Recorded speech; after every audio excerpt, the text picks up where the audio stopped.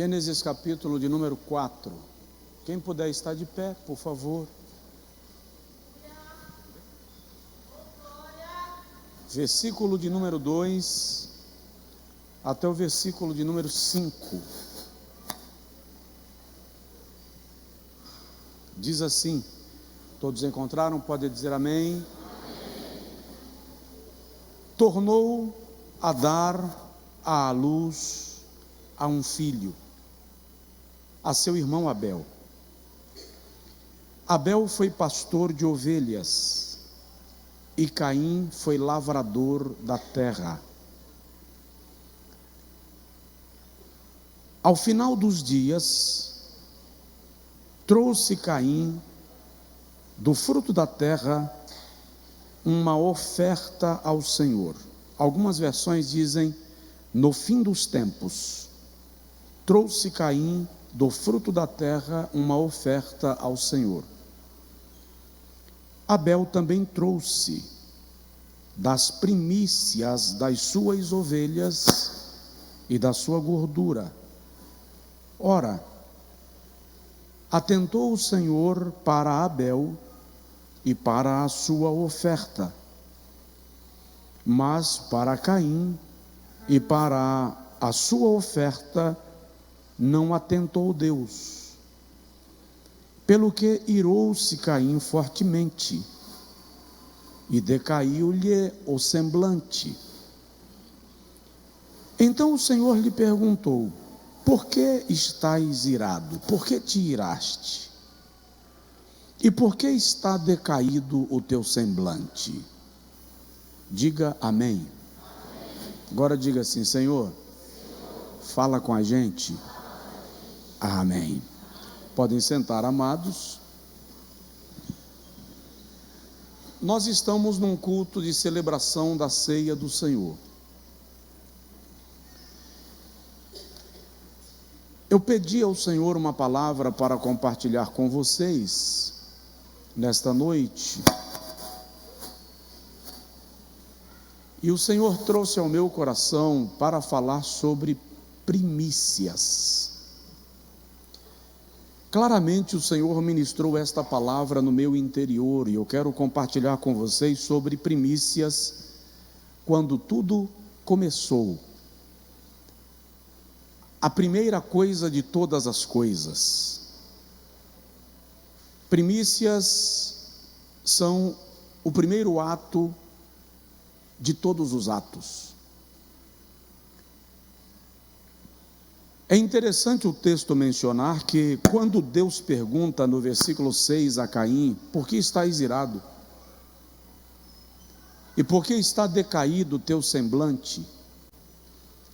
À luz do texto hebraico, a pergunta de Deus indica que Caim já sabe por que Deus rejeitou a sua oferta. Caim tem consciência da razão pela qual Deus não aprovou o seu sacrifício. Como se Deus dissesse assim: é justo você se irar porque eu te rejeitei? É justo você se abater porque eu te rejeitei? Dando a entender que Caim sabe a razão pela qual o Senhor lhe rejeitara. Primícias são tributos de honra a Deus. Tudo na Bíblia tem a ver com primícias. Jesus declara em Mateus capítulo 6, versículo 33, buscai primeiro o reino de Deus. O reino de Deus é um reino de primícias. A prioridade de Deus é para aquele que dá prioridade ao seu reino. Os segredos de Deus são reservados para aqueles que dão prioridade à sua causa e à sua obra. Por exemplo, o primeiro órgão do corpo a ser formado no período embrionário é o coração. Não é por acaso que ao longo de toda a Escritura, a Bíblia Sagrada sempre conclama o homem a inclinar o seu coração para Deus. Porque entregar o coração é entregar a primícia. Tudo que é formado depois no corpo humano, todos os eventos dependem da habilidade deste órgão de acompanhar o processo e equivaler o seu rendimento à demanda do organismo. A primícia, portanto, é quando eu compreendo que tudo que vem depois dela é resultado dela. O Senhor Deus, sempre que trata conosco, não trata-nos em segundo plano. No texto que nós lemos de Gênesis capítulo 4, nós encontramos o primeiro culto da humanidade. Depois da queda da raça humana, esse é o primeiro momento que o homem comparece diante de Deus com uma expressão de adoração, de sacrifício e de louvor. E aí, quando nós lemos o versículo de número 3, que agora lemos, o texto diz assim: ao cabo de dias, no fim dos tempos, no final de um período, Caim trouxe ao Senhor o fruto da terra. Note a diferença que a Bíblia faz no relato entre a oferta de Caim e a oferta de Abel. No versículo 3 diz que Caim, no final dos dias, trouxe ao Senhor do fruto da terra. No versículo 4 diz que Abel trouxe das primícias do seu rebanho e da gordura. O radical hebraico desse texto indica que Caim primeiro desfrutou de tudo, esbaldou-se de tudo que conseguiu produzir, e do que sobrou, ele trouxe ao Senhor. O mesmo texto diz que Abel trouxe primeiro para o Senhor, e depois possuiu o seu rebanho. Você está conseguindo compreender a diferença do texto? Quem conseguiu compreender, por favor, sinaliza para mim. Eu já vi pregadores dizendo que Deus rejeitou a oferta de Caim, porque a oferta de Caim era fruto da terra, não tinha sangue, que seria uma representação do Cordeiro de Deus, Jesus Cristo. Entretanto, cada um trouxe do que tinha. O grande problema aqui não foi o que trouxe, mas como trouxe. Caim, no final dos tempos, depois que desfrutou do que tinha, trouxe o que sobrou. Abel trouxe as primícias. É por esta razão que a Bíblia não diz que Deus rejeitou apenas a oferta, diz que Deus rejeitou também o ofertante. Porque o coração do ofertante não estava inclinado para Deus, não estava direcionado a adorar a Deus.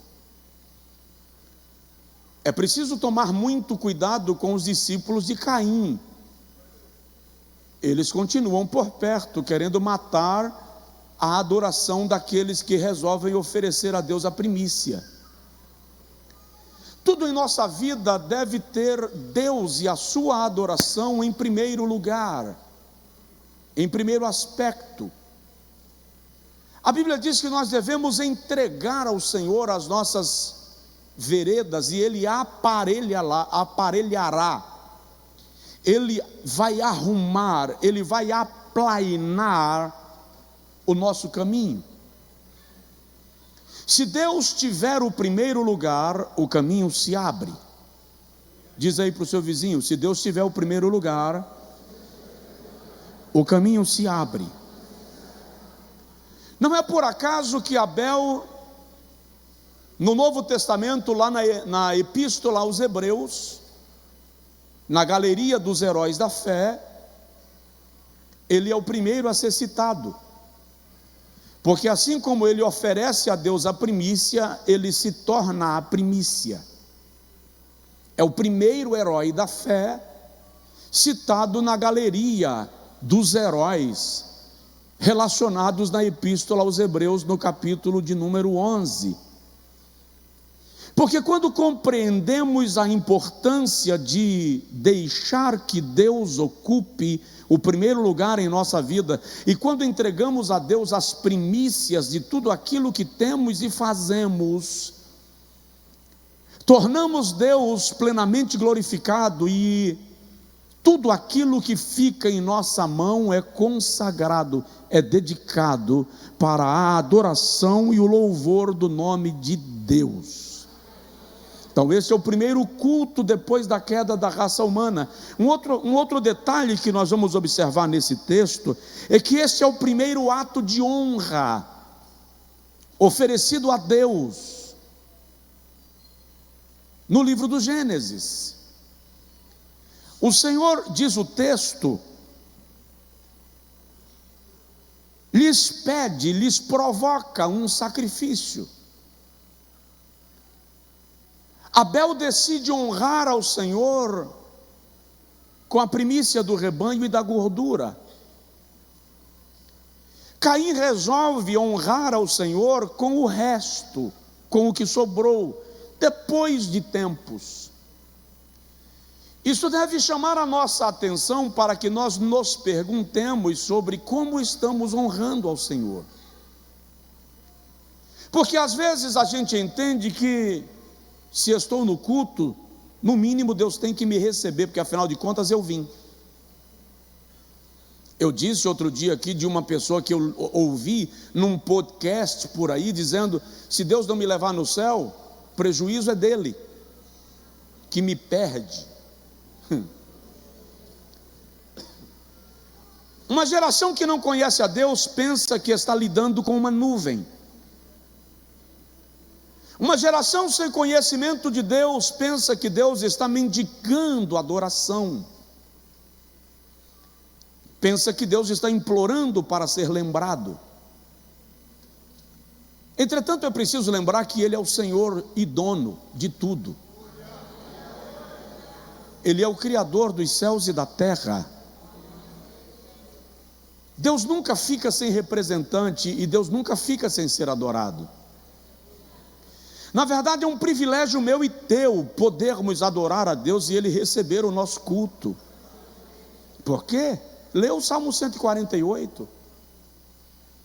O Salmo 148 diz que até as minhocas o adoram, as lavas o adoram, as plantas submersas nos oceanos o adoram,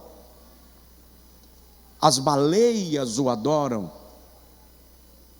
Então, no ato que nós encontramos em Gênesis 4, se percebe a primeira ação de honra ao Senhor.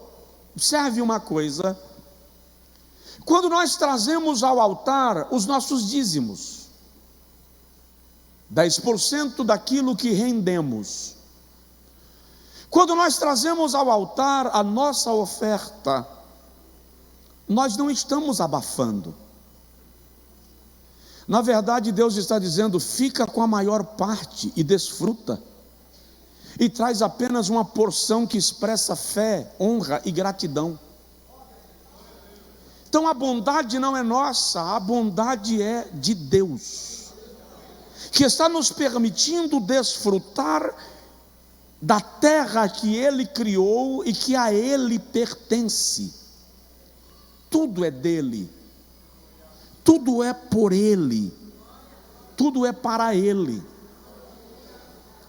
Alguém já disse que a semente que deixa as nossas mãos nunca deixará a nossa vida, porque ela será projetada para o nosso futuro.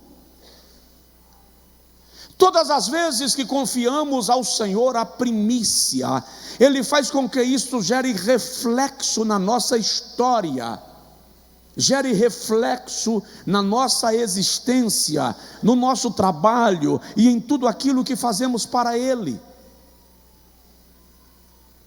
Lamentavelmente, normalmente, nós temos tempo para tudo e para Deus se der tempo. Nós temos tempo para a academia, para a faculdade, para o trabalho, e eu não estou dizendo que está errado. Eu só estou dizendo que quando eu tenho tempo para tudo e não tenho tempo para Deus, então o meu problema não é a ausência de tempo, é a ausência de prioridade. Eu passei a desconhecer Deus como mestre e Senhor de todas as coisas na minha vida e na minha história.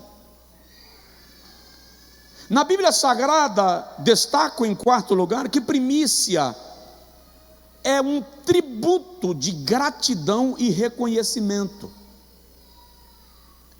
Quando nós lemos Deuteronômio capítulo 26, versículo 1 ao versículo 11, o Senhor orienta a Israel que sempre que plantasse na terra e colhesse do seu fruto, que criasse o seu gado e chegasse o momento de apartar a cria da sua mãe, a primícia deveria ser trazida ao altar. E não era apenas chegar e entregar, deveria chegar e fazer uma oração que está registrada no texto. Não vou ler, mas está em Deuteronômio 26, versículo 1 até o versículo 11. E o indivíduo diz assim: o Senhor nos tirou da terra do Egito, da escravidão. Somos filhos de um arameu, a quem o Senhor tirou da sua terra como homem solitário, levou-o a peregrinar e o transformou numa grande nação. O Senhor nos fez atravessar o deserto e nos guardou com mão forte, com braço estendido, nos dando livramento dos nossos adversários, que eram mais poderosos do que nós. E o Senhor nos trouxe a uma terra que mana leite e mel. Por isso, eis aqui o fruto da terra que o Senhor nos deu, nós consagramos ao Senhor. E é interessante que no texto fica claro que quando o indivíduo traz ao Senhor esta primícia daquilo que foi produzido na terra, o Senhor então santifica tudo aquilo que ficou para ser colhido a partir da primícia. O que a Bíblia está dizendo é que quando eu entrego a primícia ao Senhor, tudo que fica comigo é santificado. E se é santificado, significa que o diabo não toca.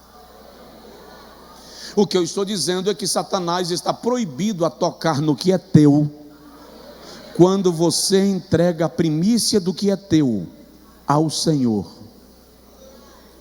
O nosso adversário não terá tempo, não terá espaço, não terá permissão para invadir o espaço daquilo e daquele cujas coisas, cujos bens e trabalho foi consagrado ao Senhor. No Êxodo capítulo de número 13, do versículo 1 ao versículo 13, o Senhor deixa muito claro que Ele aprovou o ato de Abel em lhe trazer a primícia, quando Ele diz: doravante, a partir de agora, todo primogênito será meu. O primogênito que abrir a madre da sua mãe, tanto dos homens quanto dos animais, será meu. O Senhor está dizendo que quando nós entregamos a Ele o primeiro, Ele se responsabiliza em abençoar o que vem depois. É que nós não levamos muito a sério as coisas espirituais. Alguém vai dizer: isso aí é só Antigo Testamento. Eu acho engraçado essa geração que não conhece quase nada de Bíblia e que fica sempre argumentando que o que está no Novo Testamento não é válido. Para de ler o Salmo 23, porque é Antigo Testamento, tá? Para de ler o Salmo 91, porque é Antigo Testamento. O que nós precisamos é do Antigo Testamento compreender o texto e entender como ele se aplica à igreja. Por exemplo, se a primícia que é do Antigo Testamento não tivesse qualquer valor no Novo Testamento, Deus não nos apresentaria Jesus como a primícia. Quando Deus quis nos salvar, Ele nos deu a primícia, seu Filho unigênito. A raiz da palavra unigênito é a mesma da raiz da palavra primogênito. Se não te satisfaz, Romanos capítulo 8, versículo 29 diz que Ele é o primogênito, a primícia, o primeiro dentre todos os nossos irmãos. Se te é pouco entender, então Paulo diz aos Coríntios que Cristo é a primícia dos que dormem. Então, quando Deus decidiu salvar-me a mim e a você, Ele não mandou um anjo, Ele não mandou um ser alado de qualquer outro planeta, galáxia ou lugar. Ele enviou o seu próprio Filho por nós, a primícia. Só quem pode dar glória a Deus faz isto. Então, primícia era um ato de honra e reconhecimento. No livro dos Números, capítulo 18, versículo 1 a 19, o Senhor regulamenta as primícias e os dízimos. E na regulamentação das primícias e dos dízimos do Antigo Testamento, o Senhor deixa claro que como os levitas não tiveram possessão, não tiveram herança na terra prometida, então as primícias seriam dadas aos levitas e aos sacerdotes. No Novo Testamento, como a Bíblia regulamenta a maneira de se cuidar dos pastores e obreiros, porque a Bíblia regulamenta isto, então as primícias são apresentadas ao Senhor no altar em adoração e reconhecimento daquilo que Ele te dá, daquilo que Ele te dispõe. Porque todos os bens que temos, inclusive e principalmente a vida, é dádiva de Deus. Eu preciso tributar a Ele, eu preciso reconhecer tudo aquilo que Ele me tem propiciado, proporcionado, como dádiva do seu cuidado, como dádiva do seu amor para comigo. Honrar ao Senhor.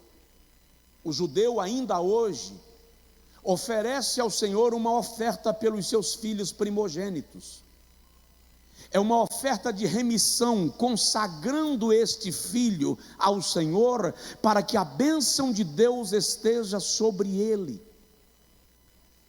Olha como Deus é bom. O que nós fazemos na primeira hora do dia? Oramos, lemos a Bíblia, cantamos louvores? Não. A maioria de nós, na primeira hora do dia, pega o celular, olha as primeiras mensagens de WhatsApp, as últimas postagens da rede social, levanta para tomar um banho se estiver inspirado, e vai tomar um café da manhã. Ou seja, nossa primícia é para nós, não é para o Senhor. O que nós fazemos no primeiro mês do ano? Tiramos férias, vamos para a praia, nos ausentamos da igreja. A primícia não é do Senhor, é nossa. E eu estou te condenando? Não, eu sei que você precisa tirar férias. Eu não estou dizendo que você está pecando, eu só estou dizendo que está na hora de nós ponderarmos que aquilo que é do Senhor deve ser entregue a Ele no seu altar. E é incrível que quando nós fazemos assim, nós é quem somos abençoados, porque Ele santifica tudo aquilo que nos dá por direito para desfrutar a partir daí. E aquilo que Deus santifica, Satanás não toca. Diz de novo para o seu vizinho: aquilo que Deus santifica, Satanás não toca. Em que momento nós trazemos a nossa oferta ao altar? Em que momento trazemos os nossos dízimos ao altar? Para muitas pessoas, se der, se sobrar, se for possível. Se não for possível, não traz. E é por isso que não está sobrando, porque Deus não é a tua prioridade. Se Deus não é a tua prioridade, é só ler o profeta Ageu. Você planta e não colhe. E o que colhe parece que foi posto num saco furado. Você se cobre para não sentir frio, mas o cobertor não te aquece. Por quê? Porque Deus não está na primazia da nossa existência, tá? Os inimigos da contribuição financeira na igreja vão questionar, vão contestar, vão reclamar, vão esbaldar, vão falar na internet, mas presta atenção, eu não estou pregando para aqueles que não aceitam a Bíblia como palavra de Deus, eu estou pregando para aqueles que estão sob o meu pastoreio, aqui ou online, e que reconhecem que a palavra pregada nesse altar é palavra de Deus.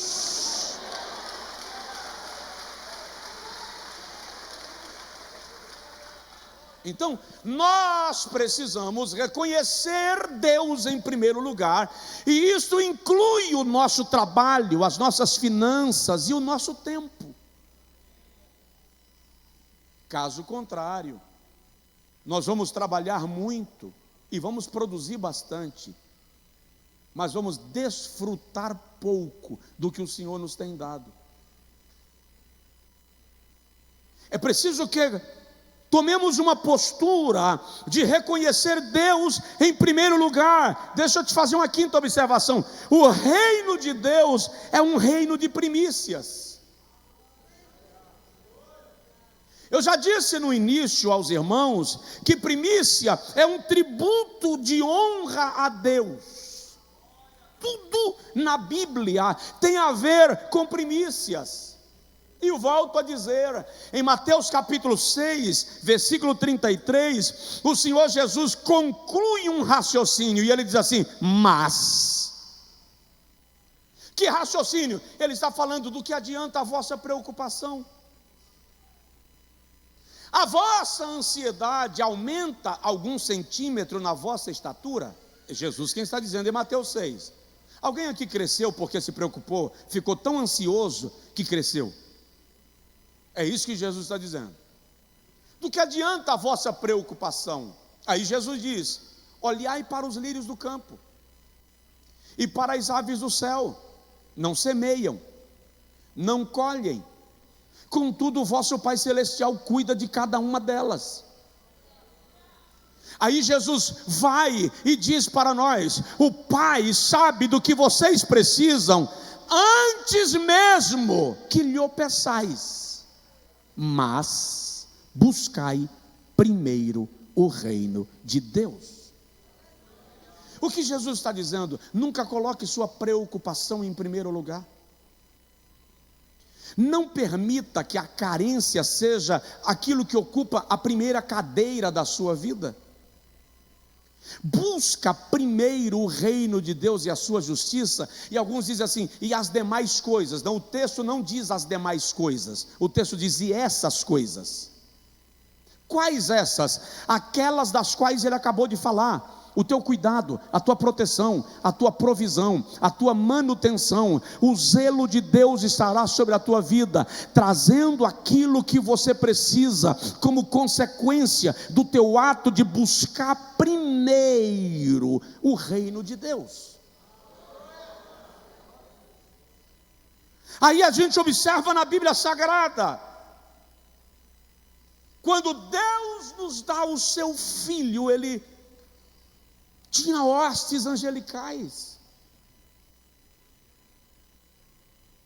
Ele poderia ter enviado algum outro ser, mas ele dá a sua primícia, o seu unigênito, o seu primogênito. Estudando sobre esse assunto hoje, pedindo que o Senhor trouxesse aquilo que eu deveria compartilhar com vocês, eu fui levado a Jericó. Quando Israel está por entrar em Jericó, Josué, no capítulo 6, dá uma ordem dizendo: a cidade será destruída, e nada do que há na cidade será pego, será confiscado. O que ele está dizendo é: nada que tem na cidade será despojo de guerra para nós. Interessante que a tradução da língua portuguesa diz assim: tudo que está lá é anátema, mas o texto radical hebraico, porque anátema significa maldito, tudo que está lá é maldito, mas o texto radical hebraico não usa o termo anátema, usa o termo consagrado. Tudo que está lá é consagrado. Por quê? Jericó era a primeira cidade de Canaã a ser conquistada. Portanto, Jericó era a primícia da conquista de Canaã. Tanto no versículo 18, quanto no versículo 19, quanto no versículo 24, Josué diz: o ouro, a prata e os tesouros são do Senhor, consagrados ao Senhor. Porque Acã foi amaldiçoado? Quando pegou uma capa e pegou uma peça de ouro, não é porque a peça de ouro era amaldiçoada, é porque a peça de ouro era consagrada, era do Senhor. Ele roubou aquilo que Deus já havia dito: é meu. Tem alguém aí? Lembra da história de Acã? Quem lembra da história de Acã, levanta a mão. Não levanta a mão para dizer que lembra sem lembrar. Josué disse que não se deveria pegar nada, porque na lei da guerra, vou te explicar, na lei da guerra, o despojo da guerra era distribuído entre os soldados e as suas famílias. Então, na conquista de Jericó, o despojo, os tesouros deveriam, pela lei da guerra, ser distribuídos entre os soldados. Mas o Senhor vai e estabelece uma regra: para vocês serem abençoados na terra que eu vos levo a possuir, a primeira conquista da terra é minha.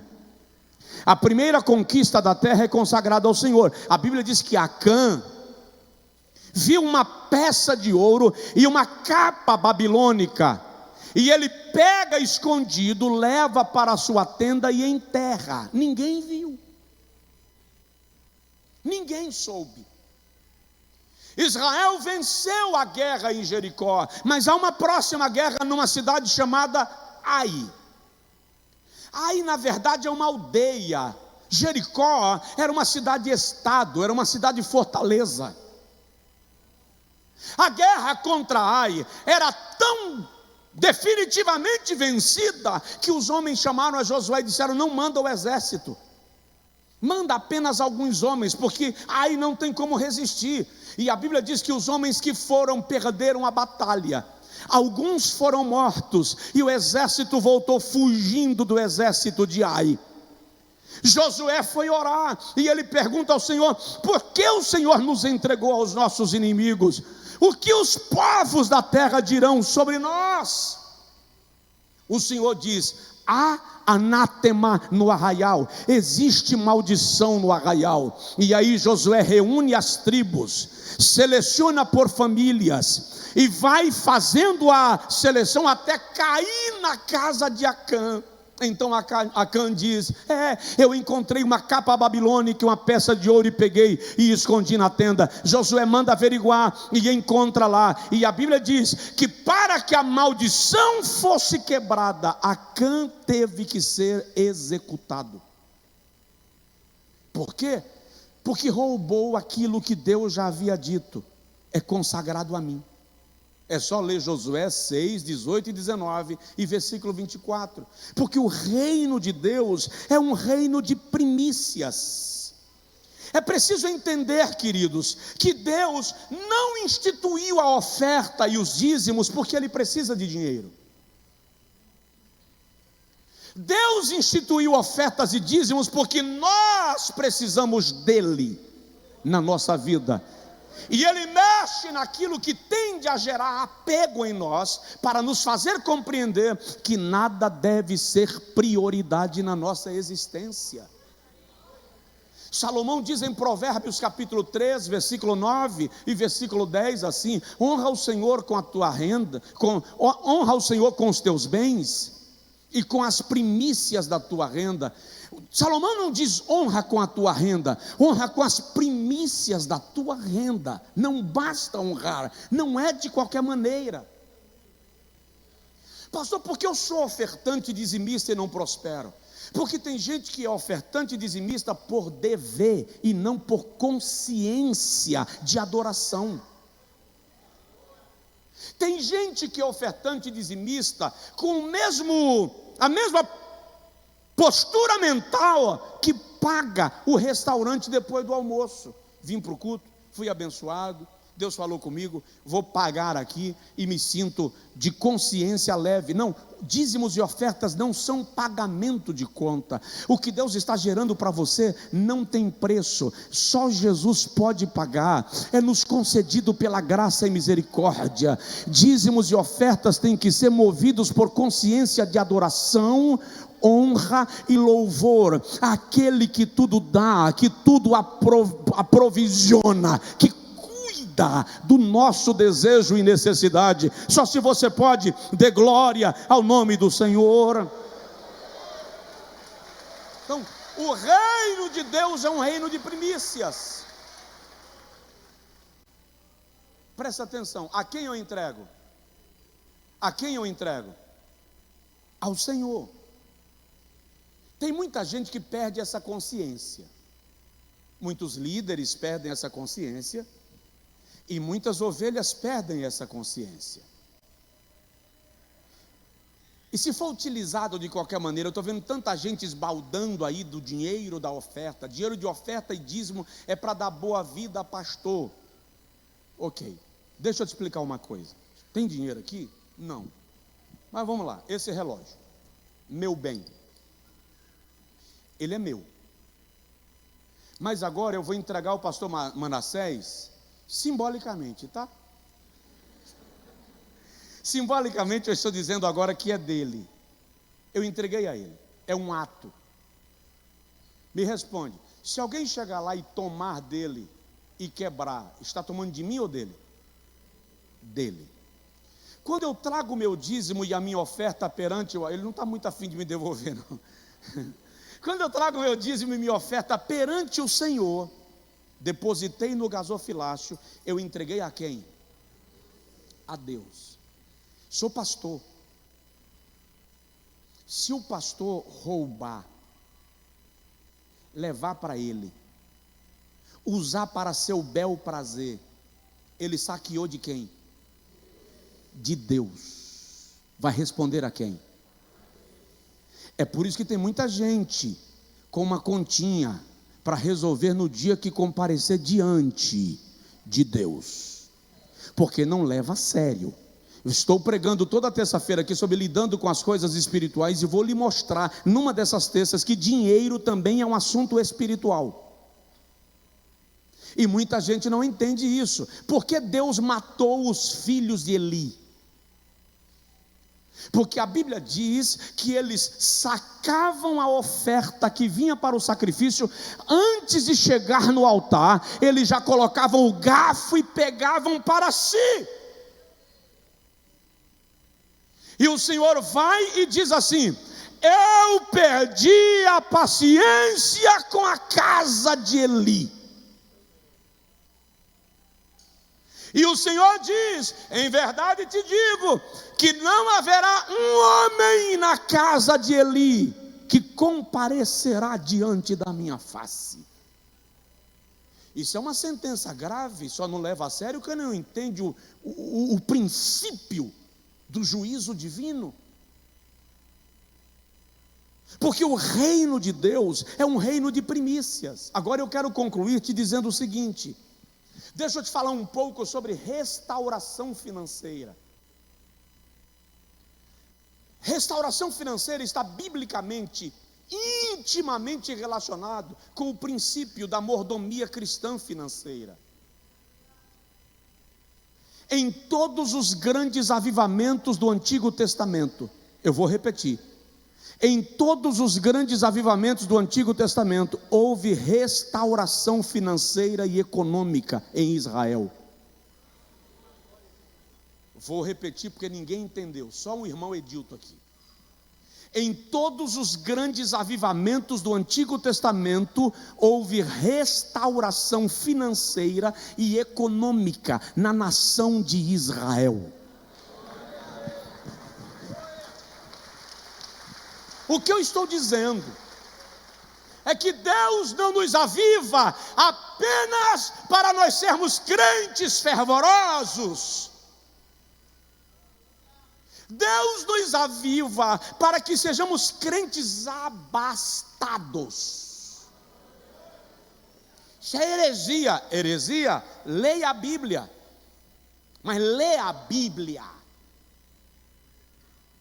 Joel capítulo 2, versículo de número 20 a seguir, o Senhor diz assim: eu vos enviarei ensinador de justiça, e com ele a chuva no devido tempo, a temporã e a serôdia, e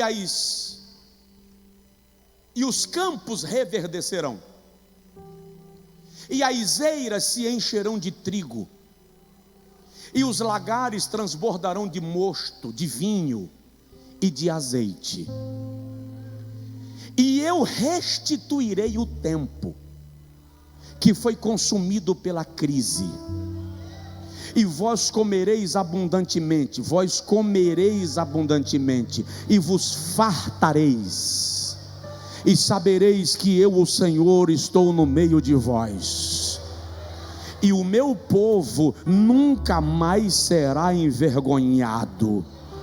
E aí ele repete: e comereis abundantemente, e vos fartareis, e o meu povo nunca mais será envergonhado, e toda a terra saberá que eu, o Senhor, estou no meio de vós. E há de ser que nos últimos dias derramarei do meu espírito sobre toda a carne. É o mesmo texto. Sempre que há avivamento, há restauração nas finanças do povo de Deus.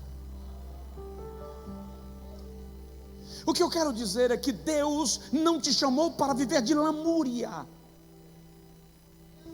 para viver de cobrança em cobrança, de angústia e aflição de alma. O Senhor quer te abrir portas. Isso é teologia da prosperidade, pastor. Não, é teologia da providência. Fui moço, hoje sou velho.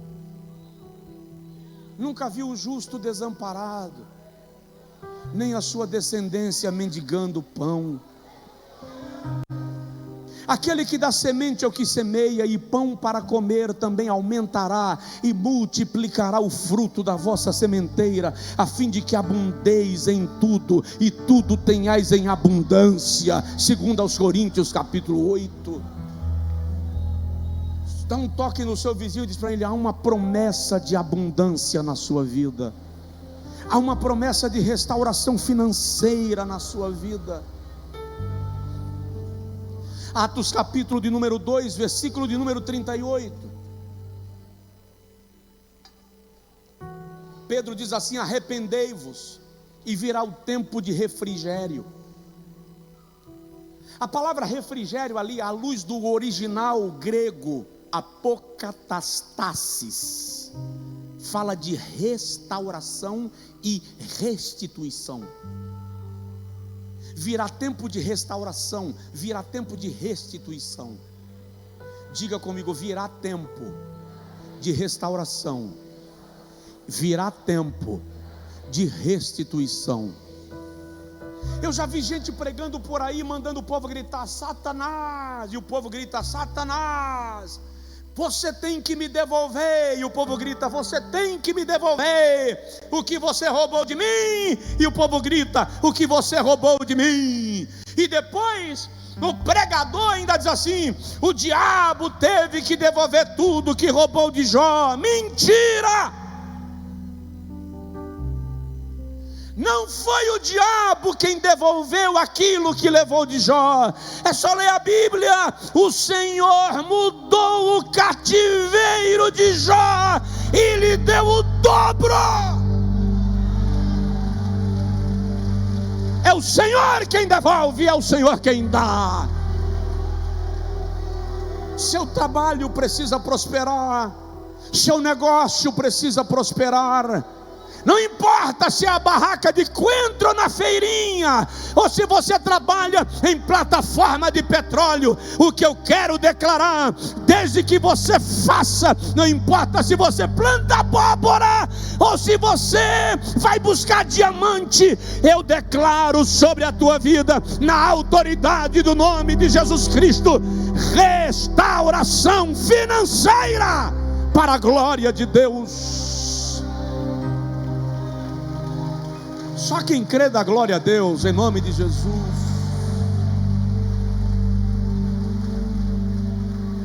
Romanos capítulo 11, versículo 16, já estou terminando.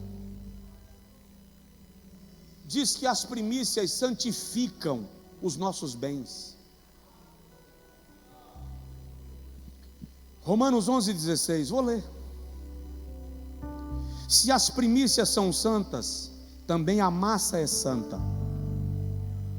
Se a raiz é santa, também os ramos são santos.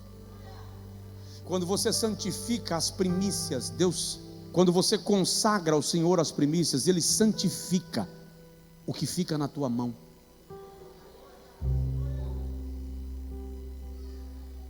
Você que trabalha com restaurantes, comida, academia, professor, empresário, advogado, mecânico, marceneiro, carpinteiro, pedreiro, engenheiro, médico, não importa a sua função, aquilo que você faz, coloque o seu propósito de consagrar ao Senhor as suas primícias. Coloque Deus como Senhor das suas finanças. Quando a primícia é do Senhor, todo o resto é santificado. E aquilo que Deus santifica, Satanás não toca.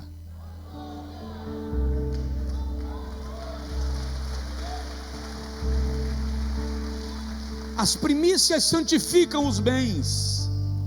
Os dízimos protegem. Trazei todos os dízimos à casa do tesouro, e eu repreenderei o devorador. Primícias santificam, dízimos protegem, ofertas multiplicam. Segundo aos Coríntios 9, versículo 20 e 21, e Deus, vamos ler o texto, segundo aos Coríntios capítulo 9, versículo 20 e versículo 21.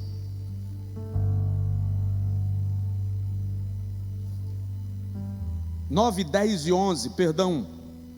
Ora, aquele que dá semente ao que semeia, e pão para comer, também dará e multiplicará a vossa sementeira, e aumentará os frutos da vossa justiça, enquanto em tudo enriqueceis, para toda a liberalidade, a qual por nós reverte em ações de graças a Deus. Em tudo, enquanto isso enriqueceis, Deus planeja te fazer prosperar.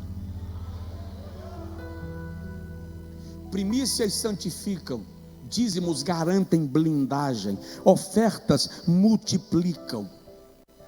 O judeu ainda trazia ao sacerdote o dízimo dos dízimos. Na cultura judaica era a expressão, ou era uma forma de compreender que eles teriam cobertura sacerdotal.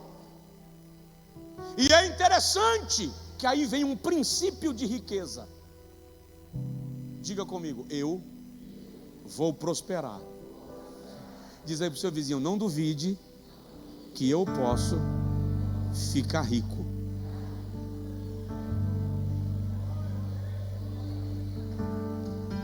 Eu vou lhe ensinar um negócio aqui, bíblico, sem abusar, sem forçar texto.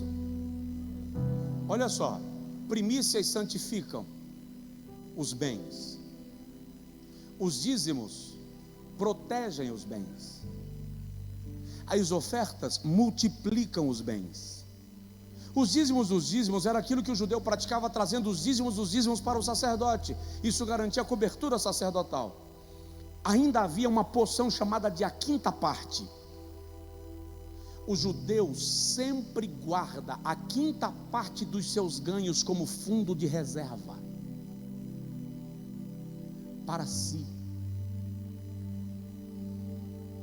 ele entrega as primícias, entrega os dízimos, entrega as ofertas, entrega os dízimos, e a quinta parte do seu rendimento ele guarda para si, é fundo de reserva. O restante é para movimentar o seu negócio, o seu empreendimento, a sua vida diária, a sua manutenção, mas a quinta parte não se gasta, é guardado para fundo de reserva, para enriquecimento, para crescimento e prosperidade pessoal.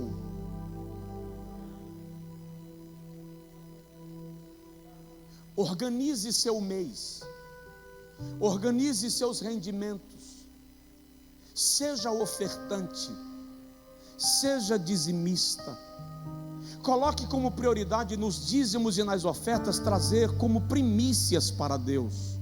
Aqui está, Senhor, já separei o dízimo, já separei a oferta para a tua glória, é do Senhor. E a quinta parte eu vou guardar como fundo de reserva, porque eu vou prosperar em nome de Jesus. Prosperidade não é algo que cai, é algo que você constrói. Diz aí para o seu vizinho: eu vou prosperar. Diz para ele: não me atrase. Fica de pé, por favor, em nome de Jesus. Deixa eu concluir te dizendo: a salvação é um ato de primícias. Deus investiu em nós o seu primeiro. Jesus é o primogênito dentre muitos irmãos, Romanos 8, 29. Paulo está dizendo que Jesus é o nosso irmão mais velho. 1 aos Coríntios, capítulo 15, versículo 20 a 22. Paulo diz que quando Jesus ressuscita dentre os mortos, Paulo diz: ele é a primícia dos que dormem. Jesus não é o primeiro a ressuscitar na história sagrada, mas é o primeiro e único a ressurgir e permanecer vivo. Todos os que ressuscitaram antes dele morreram de novo, mas Jesus está vivo. Não pode, eu não posso dizer para uma igreja que Jesus está vivo e ela reagir assim. Eu vou repetir: Jesus está vivo. Ele é a primícia dos que dormem. O que Paulo está dizendo com isso?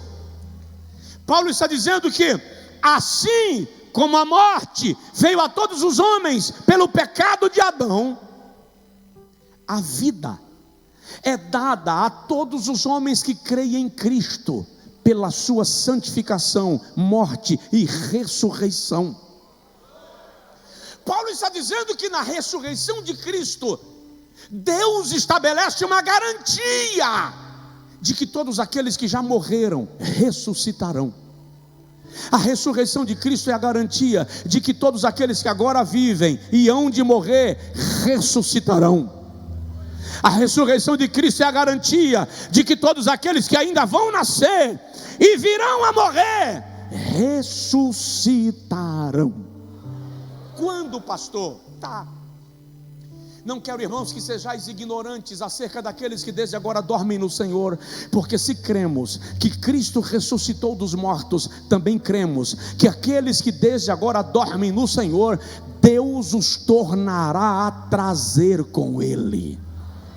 Porque o mesmo Senhor descerá do céu com alarido, e com a voz do arcanjo, e com a trombeta de Deus, e os que morreram em Cristo ressuscitarão primeiro. Vou repetir porque ninguém ouviu: os que morreram em Cristo ressuscitarão primeiro. Primícias: os que morreram em Cristo ressuscitarão primeiro, e depois nós, os que estivermos vivos, seremos arrebatados juntamente com eles nas nuvens, ao encontro do Senhor nos ares, e assim estaremos para sempre com o Senhor. Aí Paulo diz: alegrai-vos, regozijai-vos, aplaudam o Senhor, adore ao Senhor com estas palavras. Aleluia. A salvação está relacionada com primícias.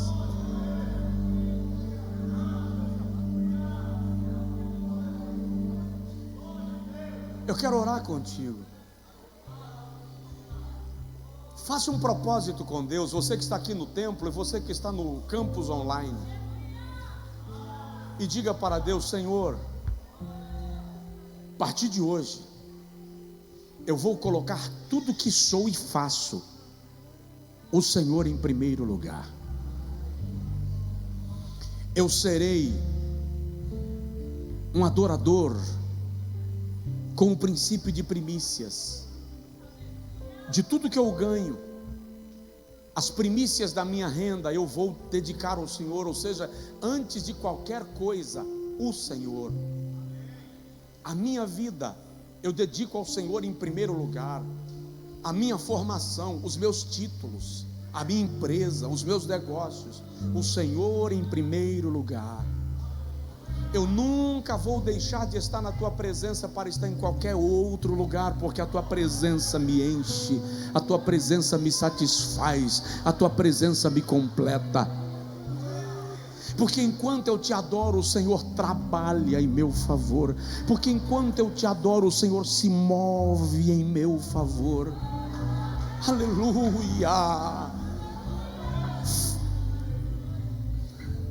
Eu ia dizer, faça um teste, mas eu vou usar a expressão bíblica. O Senhor diz assim: faça a prova de mim nisto.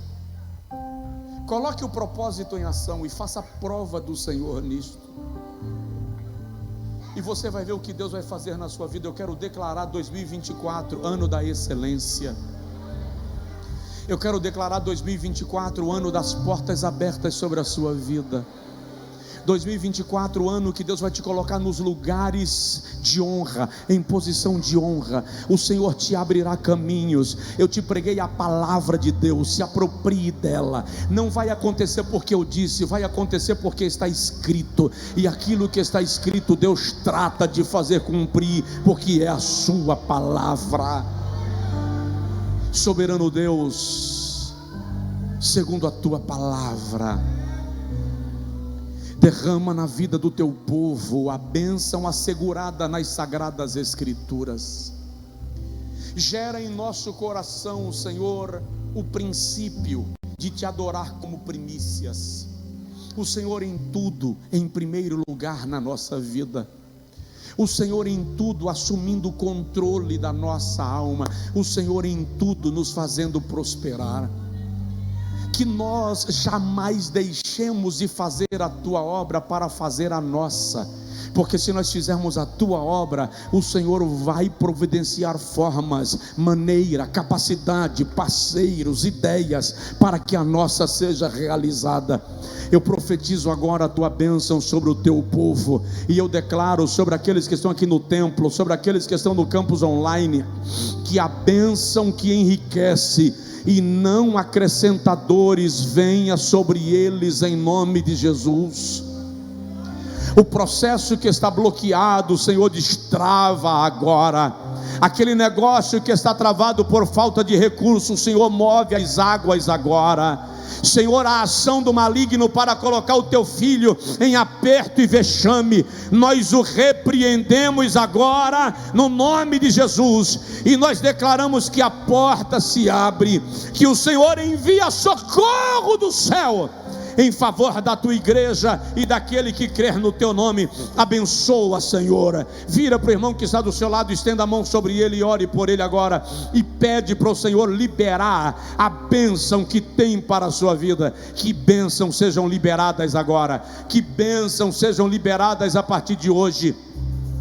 Que o céu cerrado se abra, que a chuva caia sobre a sua vida, que ferrolhos de bronze sejam quebrados, que portas de ferro sejam abertas e caminhos aplainados. Nós declaramos sobre a sua vida, em nome de Jesus, a bênção de Deus. Estenda a sua mão sobre a sua cabeça e diga: em nome de Jesus, eu declaro, segundo a palavra de Deus, a bênção sobre a minha vida, e eu recebo os milagres que o Senhor tem reservados para a minha história.